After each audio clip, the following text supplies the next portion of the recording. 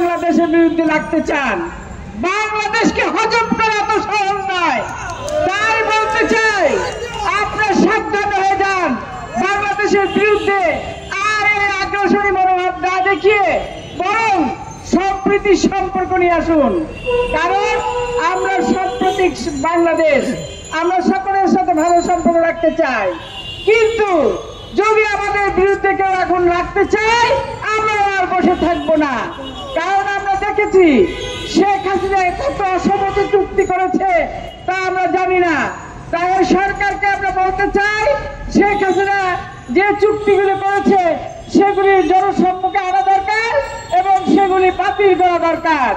কারণ আমরা দেখেছি শেখ মুজিবুর রহমান যখন বাংলাদেশে আসলেন বিদেশ থেকে, অর্থাৎ